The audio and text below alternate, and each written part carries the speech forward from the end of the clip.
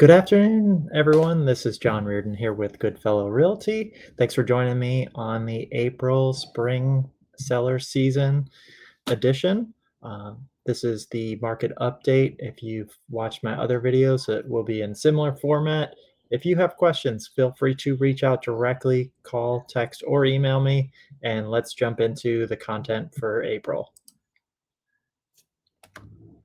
All right, starting things off here, we have interest rate. So there is some short-term interest rate relief since the major incline that we experienced in much of March. You could see that the general trend is down, although in the month of March, we saw about a half of a percentage point increase. This stems from all of the Middle East conflict coming revolving around the US, Iran, Israel conflict. Now that we seem to have some positive news coming from that conflict, interest rates for the last week or so have started to pull back, and a 30-year fixed interest rate is now sitting at 6.3%. There's lots of news coming out on the daily and even hourly basis, but this news has definitely caused, or this conflict has definitely caused housing to stall. A lot of folks kind of sit on their hands when conflict arises. They just don't know what to do, and therefore a lot of buyers just jump off into the sidelines, or sellers react and just think, you know what, it's not a good time.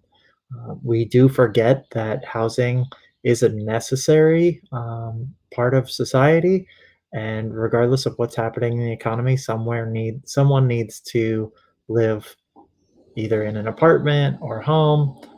So there is a necessary factor to our housing needs here.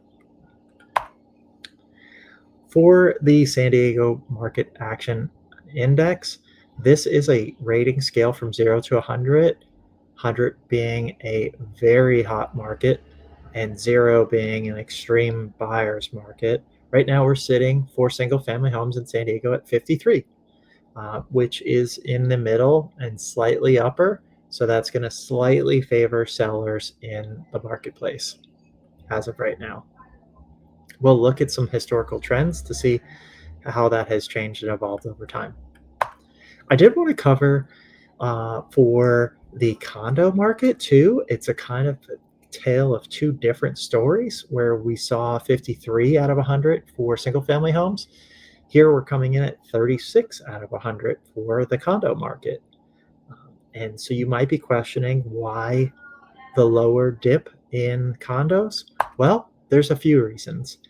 So first and foremost, I think buyers out there are contemplating the total payment, right? And by that I mean not only just the mortgage payment, but also the HOA costs and what those entail and encompass. Also, the aspect of an older building may need some special assessments, and those are in relation to one-time, large, in many cases, payments to do work on the property, whether that be installing a new roof, or um, exterior fascia, or repaving, the parking lots, etc. So over time, as a building ages, special assessments could potentially be due.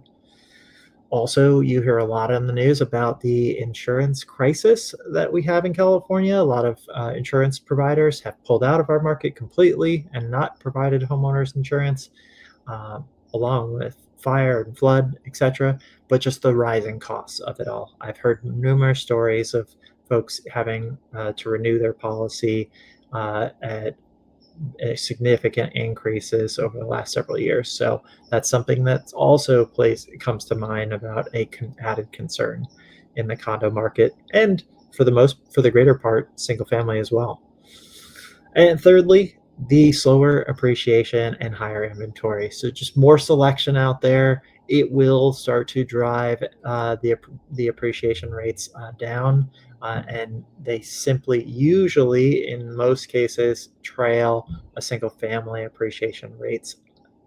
Last but not least, regulatory and lifestyle constraints, right? So uh, many folks view living in an apartment very similar to that in a condo residence, where you're sharing walls, you're hearing your neighbor, and you just don't have the sense of ownership or privacy of having your own piece of land and single family house on it.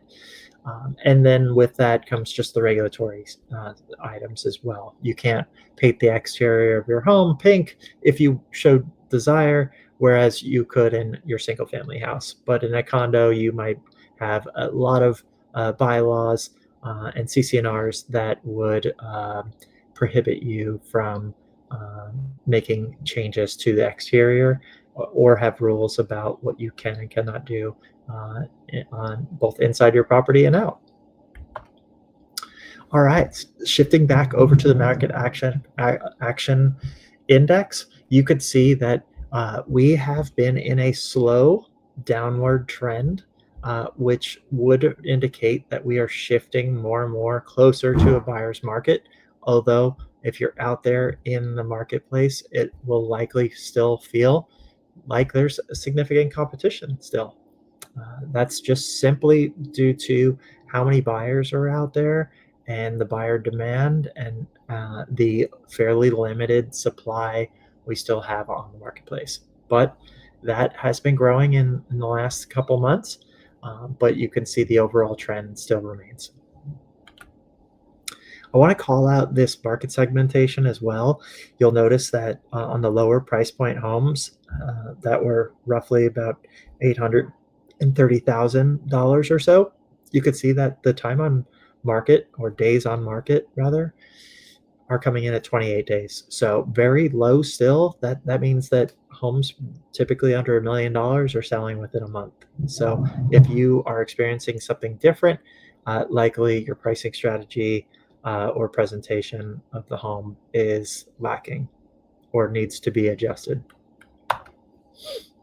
All right, average number of days on market is ticking up. So we see that over the course of the last several years, there's an ebb and flow to this, but you can see that during the springtime, it's typically peaking.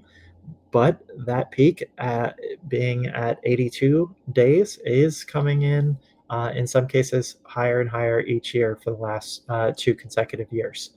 So that would indicate a slight cooling off as well in the market. Same with the current inventory. We see that so around this time last year, we were slightly lower, and now we've ticked up some. We are coming off of some of the highs that we saw in October of 2025 and backing down from there. So we are kind of in a middle range, I would say still low relative to pre-COVID levels, where we could definitely use more inventory, more options. Uh, sellers are still, homeowners are still stuck in a rate locked environment with very low interest rates, and the numbers just don't make financial sense for them to sell and buy something else that could literally double their monthly payments in some cases. The price per square foot, really good indicator to establish an apples to apples comparison, regardless of really the house itself. That's coming in at $772 per square foot. That is relatively unchanged, slightly down from this time last year. So off by about $25 or so from last year's levels. So moving in the right direction, getting slightly more affordable for buyers. But again, with the recent changes to the interest rate, that is simply going to offset any sort of cost benefit. All right, number of price reductions. We see this coming in at 24%. This has been dropping, so that would indicate a bullish sentiment, meaning the market is firming up. So sellers, they're either pricing their properties more effectively the first time around, therefore not needing as many price reductions, or the buyer demand is there to absorb most of that inventory out in the marketplace. All right, number of properties relisted at 21%, relatively unchanged, slightly up from levels of that of last year, more or less flat. So this is really a good indicator if folks are not happy with what they're getting in the marketplace, pulling it off, and then retrying again. You see that number was quite elevated April of 2023 and has dropped ever since and kind of remained at that 20% level, give or take. All right, so in summary, seller strategy. I think these are key critical points here.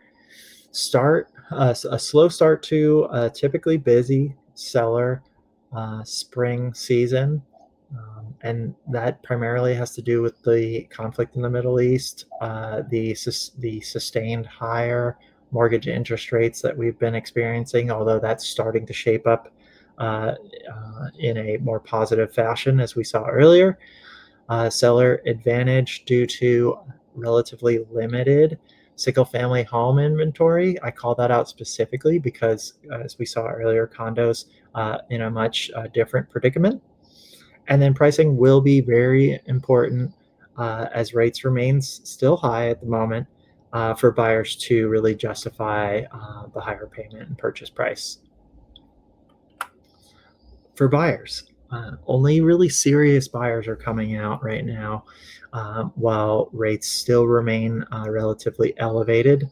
I do expect that as rates pull back, we will see a flood of more demand to chase a relatively limited amount of inventory. So buyers, if you are finding the home that's for you, I would say act quickly because buyer demand out there is still relatively high, but will likely get higher if rates improve.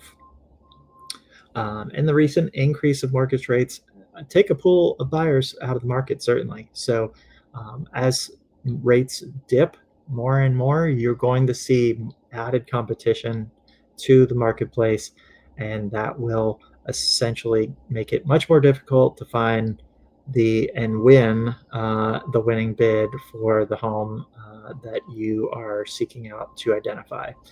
And then lastly, if given the circumstance, still consider asking for seller concessions where it makes sense. And I say that if a home's been on the market for a considerable amount of time, we saw that example of the average $1 million home sitting on the market for about 30 days. If you've noticed a property that's been on the market for considerably longer than that, then that would indicate that maybe buyers are passing at it. Maybe it needs more improvements or work, and a seller credit or concession is justified. So that is our update for the month of April. If you guys have any questions, reach out to me. Again, John Reardon, Goodfellow Realty, 858-309-2826. I enjoyed spending the time with you, and I'll see you next month. Take care.